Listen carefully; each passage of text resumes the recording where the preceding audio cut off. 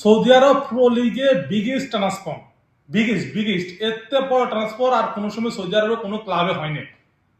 আল ইত্তেহাদে খেলতেন করিম বেনজিমা, আপনারা অবশ্যই জানেন করিম বেনজিমা আল ইত্তেহাদে খেলছেন এমনকি 3 বছর খেলছেন।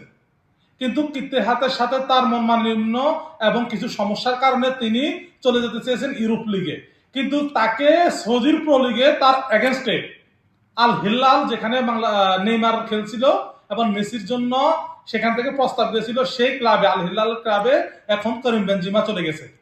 গতকালকে রাত্রে এটা সাইনিং করা হয়ে গেছে এবং আজকে তারা কনফার্ম জানিয়ে দিয়েছে যে খেলবে।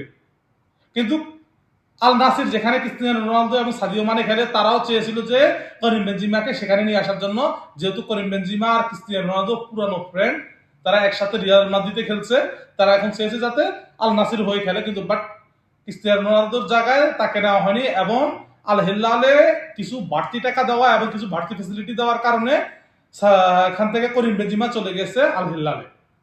এখন আল ইত্তেহাদ এমনিতে দুর্বল একটা টিম, সেখানে কানতে আর আপনার করিম বেনজিমা ভালো ছিল, সেখান থেকে করিম বেনজিমা চলে গেছে আল হিল্লালে। এখন আল হিল্লাল আরো স্ট্রং হয়ে গেছে, এমনিতে স্ট্রং আরো স্ট্রং হয়ে গেছে। হয়তো বা এবারের যে কাপটা আল নাসিরের যে খেলা ফাইনালে, সেখানে হয়তো করিম বেনজিমা ফাইনাল খেলতে পারে এবং সেখানে কাপটাও নিয়ে যেতে পারে।